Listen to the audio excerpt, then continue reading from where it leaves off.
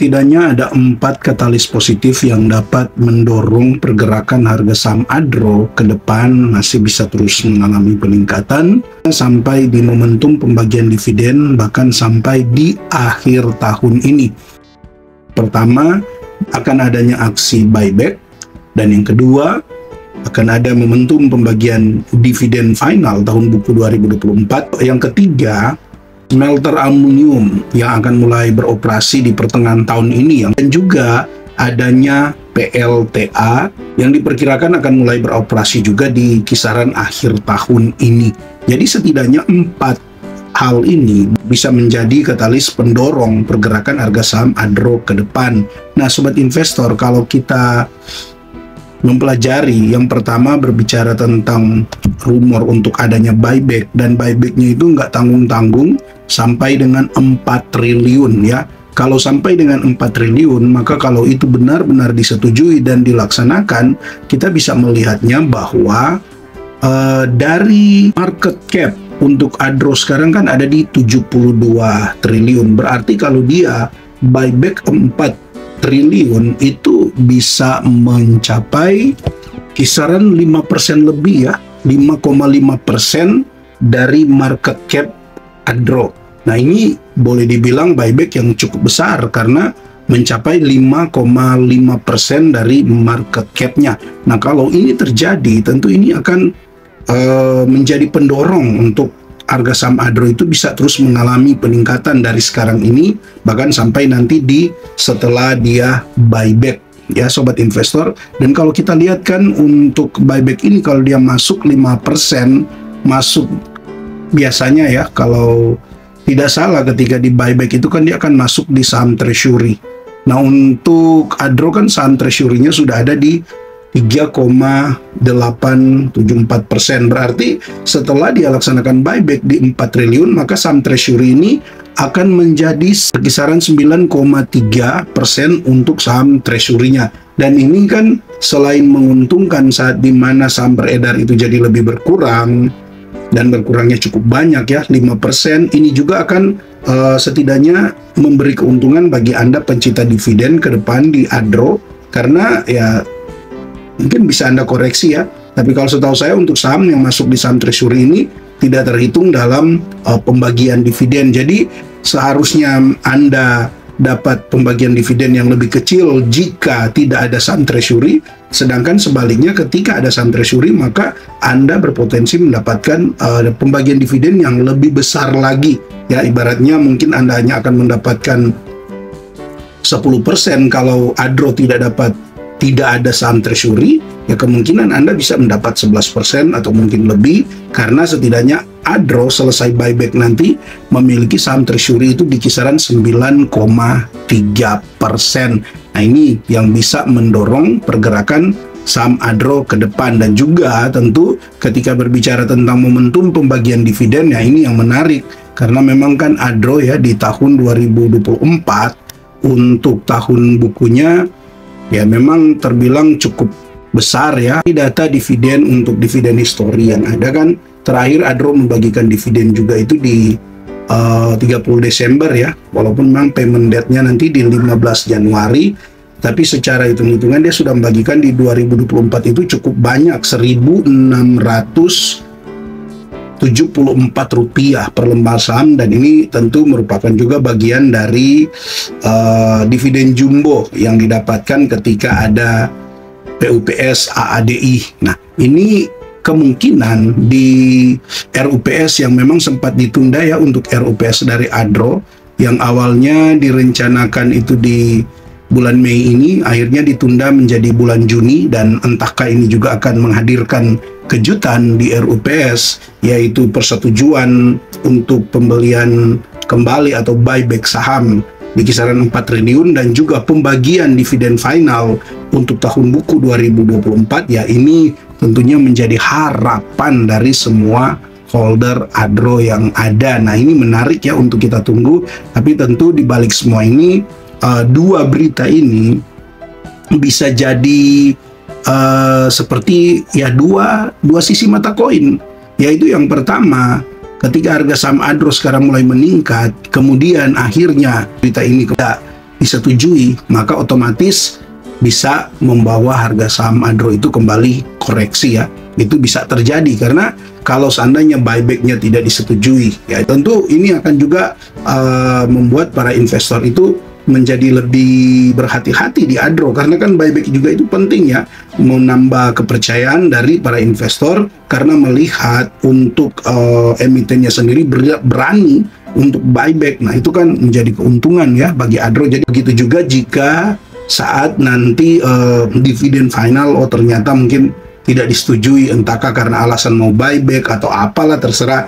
Jika itu tidak disetujui juga, maka kemungkinan ya harga saham Adro akan mengalami penurunan. Tapi kalau hanya salah satu yang tidak terjadi, artinya misalnya buyback tidak jadi tapi dividen masih dibagikan dan cukup menarik, nah tentu ini kan bisa menjadi penyeimbang ya. Atau sebaliknya, dividen final misalnya tidak dibagikan tetapi buybacknya benar-benar dijalankan dan nominalnya itu 4 triliun, itu justru akan menjadi penyeimbang. Tapi yang paling parah kalau seandainya dua-duanya itu dibatalkan, buyback tidak jadi, dividen final tidak dibagikan, nah tentu itu akan menjadi sesuatu yang kurang menarik. Tetapi melihat pergerakan harga saham ini memang menjadi pertanyaan juga bagi para investor ya. Kalau kita melihat pergerakan harga saham Adro 2 hari terakhir ini itu naiknya cukup tinggi ya. Bahkan jika ditarik dalam 1 minggu ini, Adro sudah naik 27%, sedangkan dalam 1 bulan terakhir sudah naik 31% untuk Adro ini.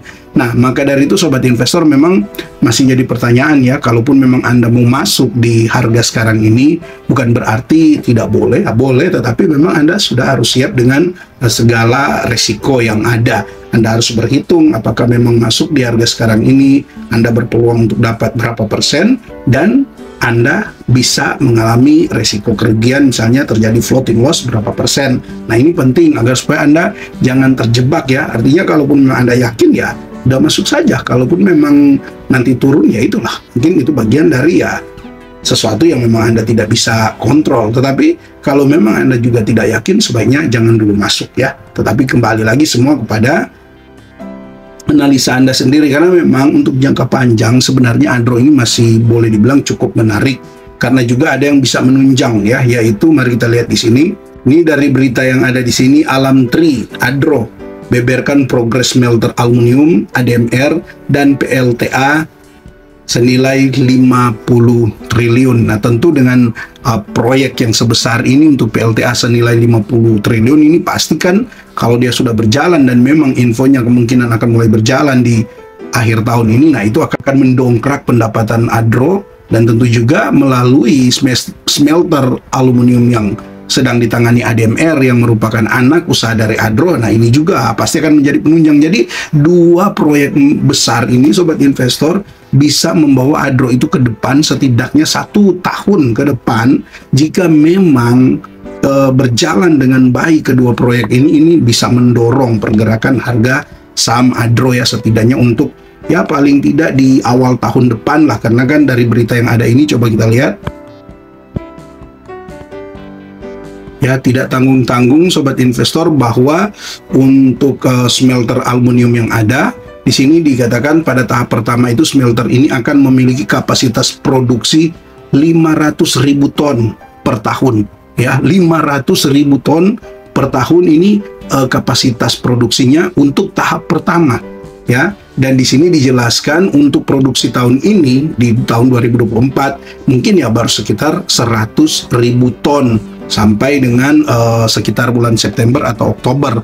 Tetapi ketika kita melihat ya untuk 100.000 ton ini bukan suatu hal yang kecil, karena kalau kita dari berita ini dijelaskan juga adapun harga aluminium saat ini berkisar di level 2.700 US dollar per ton ya, 2.700 US dollar per ton. Ini berarti kalau dikalikan dengan 100.000 saja yang tahap awal di akhir tahun ini, itu sudah cukup besar ya sobat investor ya. Maka ini akan mendongkrak tentunya pendapatan Adro ke depan melalui anak usahanya ADMR ini, dan ini cukup besar ya sobat investor.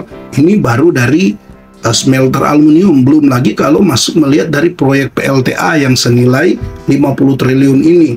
Dan biasanya kan kita tahu ya, kalau PLTA ini sudah jadi dan dia memang ya berjalan dengan baik, pendapatannya itu cenderung stabil ya sobat investor, dan ini menjadi keuntungan untuk Anda holder Adro yang mengejar dividen, karena dengan pendapatan yang stabil tentu ini akan membuat potensi dividen yang Anda dapatkan ke depan itu jadi lebih stabil, dan Anda sudah bisa ambil masuk di harga yang masih tergolong ya, boleh dibilang kalau memang ini jadi jalan dengan baik, dua proyek ini sekarang masih ada di harga yang murah ya, walaupun memang secara kita lihat tadi dalam 1 bulan saja dia sudah naik 31%, tetapi untuk di harga sekarang ini masih tergolong murah jika memang kedua proyek ini berjalan dengan baik. Nah, maka dari itu perlu kita cermati lebih dalam lagi untuk ini. Mungkin bagi Anda ya bisa mengamati lebih lagi untuk proyek-proyek ini apakah berjalan dengan lancar,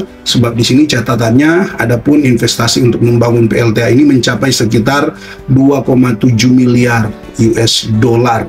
Nah, estimasi dalam rupiah ini diperkirakan ya di kisaran 45 triliun sampai 50 triliun. Namun jika dikonversi dengan kurs saat ini 16.480 ya saat berita ini ditulis, maka nilai investasi PLTA Mentarang induk mencapai 44,48 triliun. Jadi kembali lagi ya sobat investor, jika kedua proyek ini benar-benar berjalan dengan baik setidaknya sampai 1 tahun ke depan, maka Anda pun yang masuk di harga sekarang ini masih tergolong cukup menarik. Kalau Anda sempat masuk setidaknya seminggu yang lalu ya, tentu ini menjadi menarik lah, karena memang 2 hari terakhir ini peningkatan harga saham Adro itu cukup signifikan. Oke, sobat investor, semua kembali kepada Anda. Lakukan analisa. Jika masih ragu, ya mungkin Anda bisa tunggu dulu. Tapi kalau Anda tetap yakin dengan sudah mampu menghitung, ya menganalisa dengan baik dan menghitung potensi penurunannya bisa sampai di mana, dan Anda masih tetap yakin di harga sekarang ini masih cukup bagus, tentu semua kembali kepada keputusan Anda. Dan jika Anda punya topik menarik yang mungkin menjadi informasi terbaru berkaitan dengan pembahasan Adro ini, ya silakan Anda tulis di kolom komentar untuk melengkapi informasi kita bersama. Dan terima kasih untuk Anda yang terus mendukung channel ini dengan memberikan super thanks dan juga berlangganan. Salam IHSG Investor, harus selalu gembira.